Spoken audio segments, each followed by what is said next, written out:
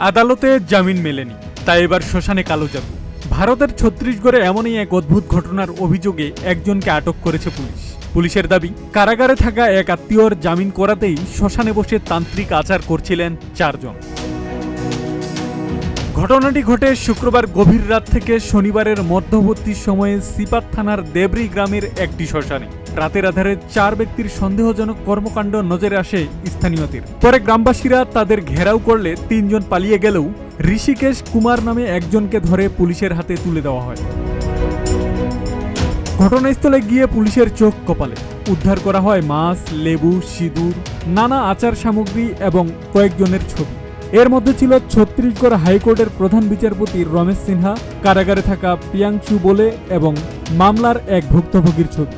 পুলিশের জিজ্ঞাসাবাদে ঋষিকেশ দাবি করেন, ছুরিঘাতের মামলায় তার আত্মীয় প্রিয়াংশু কারাগারে রয়েছেন। সামাজিক যোগাযোগ মাধ্যমে তান্ত্রিক আচারের মাধ্যমে জামিন পাওয়ার ভিডিও দেখে তিনি ও তার বন্ধুরা এই কর্মকাণ্ডে জড়ান। তবে পুলিশ বলছে, কোনো তান্ত্রিক আচার বা কালো জাদু দিয়ে আদালতের জামিন আদায় করা সম্ভব নয়। ঘটনাটির তদন্ত চলছে এবং এ ধরনের কর্মকাণ্ডের বিরুদ্ধে কঠোর আইনি ব্যবস্থা নেওয়া হবে বলে জানিয়েছে পুলিশ। অর্থাৎ জামিনের রাস্তা আদালত থেকে, শ্মশানের তন্ত্রমন্ত্র থেকে নয়। আব্দুস সালাম, প্রজন্ম 24।